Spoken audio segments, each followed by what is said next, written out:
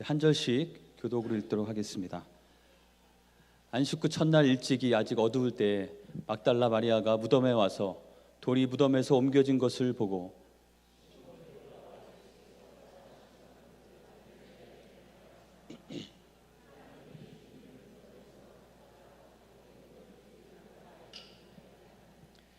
베드로와 그 다른 제자가 나가서 무덤으로 갈새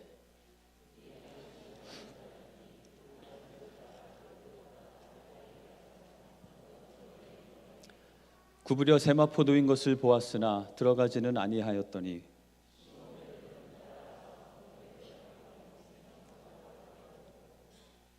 또 머리를 쌌던 수건은 세마포와 함께 놓이지 않고 딴 곳에 쌌던 대로 놓여 있더라.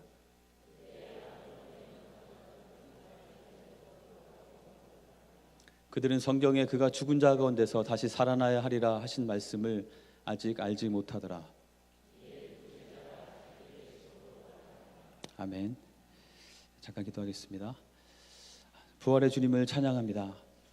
이제 저희가 주님을 예배하고 주님께서 우리 가운데 오셔서 고난 당하시고 죽으시고 사망을 이기고 살아나신 것이 얼마나 큰 기쁨인지, 얼마나 큰 감사인지, 그래 있는 그 소망이 얼마나 크고 놀라운 것인지 이 시간 저희가 함께 예배하며 경험할 수 있도록 하시는 것 감사합니다. 하나님, 이 시간 함께 말씀을 나눌 때 우리가 주님의 마음을 알게 하여 주시고 부활하신 주님을 우리 마음 가운데 품는 시간 될 수 있도록 인도하여 주시옵소서. 예수님의 이름으로 기도했습니다. 아멘. 예, 제가 그냥 설교를 안 해도 되겠다는 생각이 정말 밑에서 많이 들었는데요. 준비한 말씀 좀 간단하게 나누도록 하겠습니다. 오늘 읽은 내용에는 마리아와 제자들이 부활하신 예수님을 만나는 그 장면이 나옵니다. 그런데 부활하신 예수님을 만났는데 그들 가운데는 즉각적인 평강이나 즉각적인 어떤 안정감이 있었던 것이 아니고 우리가 읽었던 본문의 내용을 보면 1절에서 10절까지에는 여전히 그들이 혼란스러워하는 그런 상태에 있는 것을 볼 수 있습니다. 잘 아시는 대로 사복음서 중에서 요한복음에 예수님의 부활 이후의 행적이 가장 많이 기록되어 있는데요. 우리 20장과 21장에 보시면 그 예수님께서 이 혼란스러워하던 마리아를 만나주시고 또 제자들을 찾아가서 만나주시고 또 그 중에 도마를 찾아서 또 개인적으로 만나주시고 특별히 21장에 가면은 시몬 베드로와 7명의 제자들을 찾아가셔서 그들에게 다시 사명을 주시는 그런 장면을 보게 됩니다. 오늘도 저희가 부활절 아침에 부활절로 이 자리에 모여 있습니다. 부활은 이미 역사 가운데 일어난 사실입니다. 과연 이 사실이 여러분에게는, 나 자신에게는 어떤 의미가 되는지 이 시간 함께 생각해 보는 시간 되길 원합니다. 예수님의 이 땅에서의 사역을 우리가 큰 그림으로 볼 때 크게 4가지 장면으로 나눠서 볼 수 있는 것 같습니다. 첫 번째는 예수님께서 탄생하신 것이고, 두 번째는 복음을 전하시고 복음을 전하면서 제자들을 양육하셨던 것이고, 세 번째는 고난과 십자가의 길을 가셨던 것, 그리고 마지막 파트가 있다면 바로 부활과 부활 이후에 승천하기 전까지의 그 사역이라고 볼 수 있을 것입니다. 각 사역, 각 단계마다 예수님께서는 하나님과 정말 긴밀하게 동행하시면서 주어진 시간을 가장 효과적으로 최적의 것을 통하여서 각 단계의 중요한 것들을 이루어 가셨습니다. 탄생 때는 정말 하늘의 영광을 버리고 기꺼이 이 땅까지 내려온 일을 그대로 충실하게 하셨고, 이 땅에서 사시는 동안은 하늘나라의 복음을 전하시고 특별히 제자들과 시간을 많이 보내면서 그 제자들을 하나님의 사람으로 세우기 위해서 노력하셨습니다. 그리고 정말 비진리와 죄 가운데 살아가는 많은 사람들에게 참된 진리가 무엇인지, 참된 하나님 나라의 소식이 무엇인지를 전하시면서 그들에게 진리가 주는 자유함과 치유와 회복의 복음을 선포하셨습니다. 고난과 십자가의 단계에서는 우리가 잘 아는 대로 예수님께서는 충분히 모든 것을 물리칠 수 있는 능력이 있으셨지만 기꺼이 묵묵히 우리의 죄를 대속하시기 위해서 십자가의 길을 걸어가셨습니다. 고난과 그 피 흘림을 통해서 우리에게 참된 죄사함과 참된 자유함과 참된 소망을 주셨고, 그 모든 사망을 다 승리하시고 예수님께서 부활하셨습니다. 마지막 그 부활과 승천까지의 그 단계에서 어떻게 보면 예수님에게 가장 중요한 해야 될 일은 이 제자들을 빨리 잘 세워서 이 제자들로 하여금 이 제자들이 증인된 삶을 살 수 있도록 하고 하늘로 올라가는 것이 예수님이 해야 될 일이었을 것입니다. 만약에 우리가 어떤 그 해야 될 일들에 또 초점을 주게 된다면 예수님께서 40일밖에 이 땅에서 더 부활 이후의 시간을 보내지 않으셨기 때문에 과연 이 40일 동안에 이 한심한, 어떻게 보면 아주 어리숙해 보이고 여전히 헤매고 있는 이 제자들을 어떻게 빨리 정신 차리게 만들어서 그들에게 이 사명을 맡기고 하늘로 올라갈 것인가, 그 생각을 하면 굉장히 좀 조급하기도 하고 그들의 답답한 모습에 화가 나기도 했을 것 같습니다. 그런데 예수님의 모습을 보면 모든 사역의 단계 가운데 모든 시간을 목적에 맞게 최적화된 시간을 보내셨음에도 불구하고 그 모든 것이 어떤 일을 빨리 이루어내는 것에 목적이 있지 않고 만나는 모든 관계들 가운데서 그들에게 집중하시면서 그들의 최선의 사랑을 베풀어 주신 그런 모습을 볼 수가 있습니다. 과연 오늘 예수님께서 부활하셨는데 과연 부활하신 예수님께서 부활하시고 나서 과연 예수님의 심정은 어떠했을까 상상해보며 묵상해 보았습니다. 아마 이런 상황이지 않을까 생각이 되었는데요. 한 어머니가 이런 상황으로 가정을 해보는 것이죠. 한 어머니가 치명적인 병에 걸려서 세상을 이제 떠나게 된 상황입니다. 그런데 그 어머니에게는 아직도 철들지 않은 아이들이 있습니다. 이 아이들에게 곧 내가 너희를 떠나게 된다라고 말을 하고, 그렇지만 너무 걱정하지 말고 너를 도와줄 사람들이 있을 것이고, 좀 제발 정신 차리고 이제 좀 착하게 좀 바르게 살면 좋겠다, 이런 당부를 하지만 그 아이들은 전혀 무슨 말인지 모르고 헤매고 있는, 아직 전혀 철이 들지 않은 것 같은 그런 모습을 보이고 있습니다. 그런데 그날이 가까워서 그날이 다가오게 됐고, 이 어머니는 어쩔 수 없이 그런 아이들을 그대로 두고 눈을 감아야 했습니다. 드디어 그날이 돼서 아이들은 장례식을 치르고 어머니의 빈자리를 실제적으로 온몸으로 느끼면서 그들은 무서워하고 불안해하기 시작하죠. 그들의 표정은 점점 어두워지고 자꾸 울면서 불안해하고 있습니다. 근데 정말 그 상황에서 놀라운 일이 일어났다고 제가 가정을 해보는 것이죠. 그 어머니가 살아난 겁니다. 만약 여러분이 그 어머니의 입장이라면, 아니 아버지로서 여러분이 그 아버지의 입장이라면, 여러분은 그 아이들에 대해서 울고 두려워하고 불안 가운데 떨고 있는 그 아이들에 대해서 어떤 마음을 품으시겠습니까? 한시라도 빨리 다가가서 내가 돌아왔다, 내가 살아있다, 더 이상 두려워하지 말고 더 이상 걱정하지 말고 내가 너희와 늘 함께 하겠다, 걱정하지 마라, 두려워하지 마라, 그 말을 한시라도 빨리 전하고 싶은 생각이 드실 것입니다. 오늘 말씀을 자세히 살펴보면 바로 부활하신 예수님의 심정이 바로 그런 심정이 아니었나 생각이 됩니다. 오늘 본문 11절과 15절에 보면 예수님께서 마리아를 만나셨을 때 마리아는 굉장히 두려워하고 무덤 밖에서 울고 있었습니다. 심지어 예수님을 만났음에도 불구하고 예수님을 전혀 알아보지 못하고 큰 두려움과 불안 가운데 빠져 있는 모습을 볼 수 있습니다. 제자들도 마찬가지였습니다. 19절에 보시면 이 제자들은 자신들이 어떻게 혹시나 되지 않을까 두려워서 한 군데 모여서 문을 꼭꼭 걸어 잠그고 그 안에서 두려워하고 있었습니다. 그런데 여기 요한복음 20장에 보면 약간 저희가 이해하기 어려운, 해석하기 어려운 구절이 하나 나오는데요. 17절에 나옵니다. 17절을 보시면 예수님께서 마리아를 딱 만나셨을 때 마리아가 예수님께 너무 반가워서 막 다가가자 예수님께서 나를 붙들지 말라, 내가 아직 아버지께로 올라가지 아니하였다. 이 구절을 두고 어떤 부활 후에 어떤 절차가 있어야 될까, 여기에 대해서 여러 가지 견해들이 있는데요.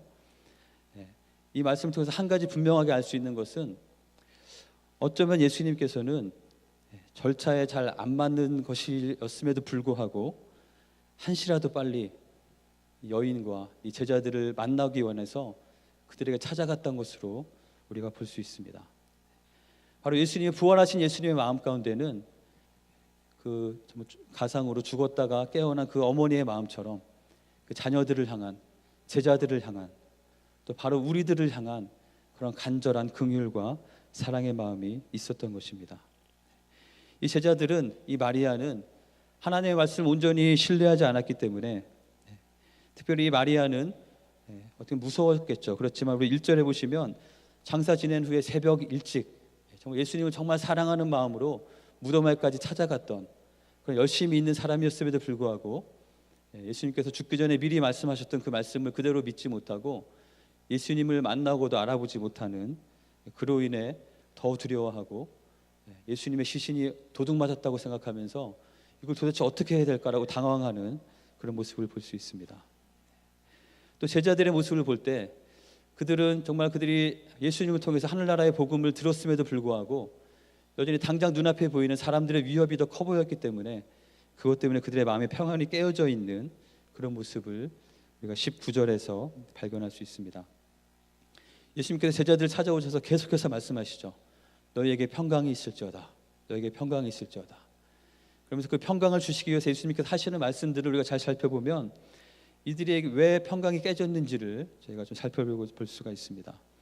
우리 21절에 보시면 예수님께서 그들에게 평강의 길을 원하시면서 그들에게 다시 사명을 확인시켜 주시는 장면이 나옵니다.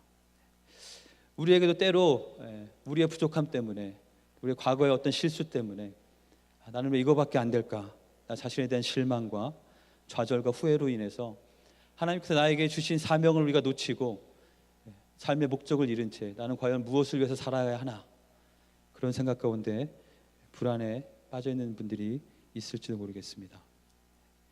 또 성령이 충만하지 못할 때 우리는 참된 평안을 누릴 수가 없습니다. 그래서 22절에 보시면 예수님께서 너희가 정말 평안을 얻기 위해서 성령 충만을 받으라고, 성령을 받으라고 말씀하시죠. 또 23절에 보시면 우리가 서로 화목하게 하고 서로를 용서하고 서로의 허물들을 붙잡아주고 서로를 품어주는 그런 것을 통해서 참된 하나님이 주시는 평안을 우리가 누리고 우리 삶을 통해서 전할 수 있다고 말씀하고 있습니다. 이런 여러 가지 가르침들을 통해서 예수님께서는 제자들이 더 이상 불안감에 떨지 않고 그들을 평안 가운데 거하기를 원하셨던 것을 볼 수 있습니다. 근데 오늘 말씀을 자세히 살펴보면 과연 이 마리아는 처음에 예수님을 만났음에도 불구하고 예수님이 알아보지 못하던 그 마리아가 어떻게 예수님을 랍비어라고 바로 부르면서 그의 태도가 돌변하게 되었을지, 또 이 제자들도 마찬가지로 어떻게 이들은 이 부활하신 예수님을 어떤 식으로 만났는지 그 장면을 자세히 살펴보기 원합니다. 16절에 보시면 예수님께서 마리아를 만나시는 장면이 나오죠. 다 같이 한번 읽어보겠습니다. 예수께서 마리아야 하시거늘 마리아가 돌이켜 히브리 말로 라보니 하니 이는 선생님이라 하는 말이라. 바로 앞쪽 15절까지 마리아는 예수님을 알아보지 못하고 있었습니다. 근데 예수님께서 마리아의 이름을 부르신 것이죠. 마리아야. 이거는 그냥 평소에 부르던 대로 부른 거랑은 좀 달랐을 것 같습니다. 평소에 그냥 옆에 있는 사람 부른 것과 좀 다르게 부활하신 예수님께서 아직도 내가 부활했는데 나를 알아보지 못하는 그 마리아, 여전히 불안과 공포 가운데 빠져있는 그 마리아를 향해서 마리아야 라고 말씀하셨던 주님의 그 표정과 주님의 그 음성의 톤과 그 음성 가운데는 떨림을 우리가 들을 수 있다면, 이 마리아는 마리아야 하는 그 음성을 듣고 아, 이분이 정말 내가 믿던 내가 따르던 그 예수님이구나, 그 선생님이구나 하는 것을 바로 알 수 있게 된 것이죠. 그래서 바로 그분을 선생님이라고 고백했던 것을 볼 수 있습니다. 우리 뒤에 가면은 구절에 구체적으로 기록되어 있지는 않지만 분명히 예수님께서 불안에 떨고 있는 제자들을 만나셨을 때 그들의 이름을 불러주셨을 것이라고 생각이 됩니다. 그것은 21장에 보면 잘 나와 있죠. 자신의 과거에 우리가 방금 우리 찬양을 통해서 본 것처럼 정말 내가 굳게 다짐했지만 모든 것이 다 무너져 버리고 주님을 부인했던 그런 베드로를 찾아가셔서 예수님은 그의 이름을 불러주시죠. 요한의 아들 시몬아. 사실 예수님은 원래 본명인 시몬 말고 그에게 베드로라는 이름을 주셨습니다. 그래서 그가 정말 믿음의 반석이 되길 원하셨고 그를 통해서 하나님의 교회를 건강하게 세워가기를 원하셨습니다. 근데 바로 이 순간은 그에게 맡기신 어떤 사명이나 직분이나 타이틀이 아니라 그의 이름, 원래 이름 그대로 그를 불러주시는 것이죠. 지금 주님께서도, 부활하신 주님께서도 우리를 찾아오셔서 누구누구 목사야, 누구누구 집사야, 누구누구 목자야, 리더야, 선생님, 다른 어떤 타이틀이 아니라 바로 우리의 이름을 부르시는 것을 우리가 듣기를 원합니다. 아마 의심 많은 도마를 만났을 때도 마찬가지였을 것입니다. 거기 보면은 도마가 내가 예수님의 그 창자국에 손을 넣어보지 않고는 내가 믿을 수 없겠다라고 했을 때 예수님께서는 그에게 만져보라고 말씀하시죠. 근데 그 만져보라고 하시는 그 말을 들은 도마는 실제로 만져보고 예수님께 경배한 것이 아니라 우리 28절에 보시면 예수님의 그 말씀을 듣고 바로 나의 주님이시오 나의 하나님이시로다 믿음을 고백하는 것을 볼 수 있습니다. 아마 예수님께서 도마야 네가 잘 믿지 못하겠으면 와서 나를 만져보고 내가 믿어라 그렇게 말씀하셨을 거라는 생각이 듭니다. 지금 우리에게 가장 필요한 것은 바로 부활하신 예수님, 살아계신 그 예수님께서 지금도 내가 이렇게 생생하게 살아있음 우리에게 말씀하시면서 행여나 우리의 눈이 그 하나님을 바라보지 못하고 주님을 바라보지 못하고 우리 눈앞에 펼쳐져 있는 상황들 때문에 불안해하고 떨고 있다면 두려워하지 말라. 누구야? 내가 너와 함께 있다. 나는 사망 가운데 머물러 있는 것이 아니라 모든 사망과 무덤을 깨치고 승리해서 내가 다시 살아났고 너희와 늘 함께 하겠다. 그 말씀을 하기 원하시는 주님의 그 심정을 저희가 알기 원합니다. 하룻강아지 범 무서워하지 않는다라는 표현이 있죠. 하룻강아지 아무것도 모르기 때문에 호랑이가 있는데도 무서워하지 않고 막 덤벼든다는 그런 말입니다. 때로는 우리 삶 가운데 우리가 정말 하룻강아지처럼 느껴지는 그런 순간들이 많이 있는 것 같습니다. 삶 가운데 맞닥뜨리는 상황들, 우리 삶에 오는 여러 가지 고통들, 내 마음대로 되지 않는 나 자신의 연약함들, 정말 그것이 너무나 큰 호랑이처럼 범처럼 느껴지고 그 앞에 나는 그냥 초라한 하루 강아지처럼 느껴지기도 합니다. 그런데 만약 내가 하루 강아지인 줄 알았는데 알고 보니 밀림의 왕 사자의 아들이었다면 여전히 호랑이는 무섭죠. 하지만 내 뒤에 더 큰 그 범보다 훨씬 크고 더 힘이 센 나의 아버지 밀림의 왕이 뒤에서 딱 눈을 크게 뜨고 지켜보고 있는 것을 내가 안다면 우린 더 이상 두려움과 불안 가운데 빠질 필요가 없을 것입니다. 또 알고 봤더니 그 호랑이가 진짜가 아니고 아주 교활하고 속이는 하이에나가 아주 호랑이인 것처럼 우리를 겁주고 있다는 것을 우리가 발견하게 된다면 우린 더 이상 그것을 두려워하지 말고 그것에 빠져 있을 필요가 없을 것입니다. 우리가 누구인지, 우리가 하나님의 자녀 되었고 하나님께서 예수님께서 십자가를 통해서 또 부활하심을 통해서 완전한 죄와 사망을 이기시고 우리와 함께 살아계셔서 우리가 늘 동행하신다는 것을 우리가 믿을 때 우리는 참된 담대함 가운데 살 수 있다고 믿습니다.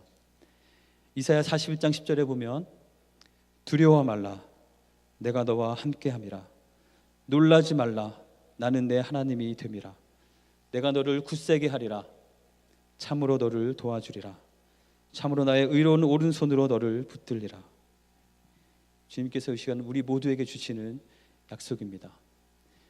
우리가 좋은 상태로 있을 때 우리가 주님을 잘 따르고 새벽기도 한 번도 안 빠지고 열심히 할 때만 이런 약속을 주시는 것이 아니라 우리가 정말 연약한 믿음을 가지고 하나님을 바라볼 때 그래서 연약한 목소리를 가지고 주님을 부르고 주님께 우리의 고개를 돌릴 때 주님께서는 이 말씀을 우리에게 약속하시고 실제로 그대로 지키시는 신실한 분이십니다. 우리 삶 가운데 참된 평안은 하이에나도 없고 아무런 어려움과 아무런 고통이 없는 상황이 참된 평안이 아닙니다. 왜냐하면 그런 상황은 있지 않기 때문이죠. 참된 평안은 그런 어려움과 고통과 역경들이 있다 할지라도 그것보다 훨씬 더 크시고 더 강하신 주님께서 살아계신 그 주님께서 나와 함께 하신다는 가장 무서운 죄와 죽음까지도 승리하시고 부활하신 그 주님께서 나와 함께 하신다는 그 사실을 믿을 때 그 사실을 붙잡을 때 우리에게 참된 평안이 있음을 기억하시기 바랍니다. 고린도전서 15장 55절에서 58절에 이런 말씀이 있습니다. 사망아 너의 승리가 어디 있느냐 사망아 내가 쏘는 것이 어디 있느냐 사망이 쏘는 것은 죄요 죄의 권능은 율법이라 우리 주 예수 그리스도로 말미암아 우리에게 승리를 주시는 하나님께 감사하노니 그러므로 내 사랑하는 형제들아 견실하며 흔들리지 말며 항상 주의 일에 더욱 힘쓰는 자들이 되라 인 너희 수고가 주 안에서 헛되지 않은 줄 알미라. 예수님께서 사망의 권세를 다 깨뜨리셨기 때문에 더 이상 사망이 우리에게 어떻게 할 수 없고 사망의 권세가 우리를 침범할 수 없음을 믿음으로 붙잡으시기 바랍니다.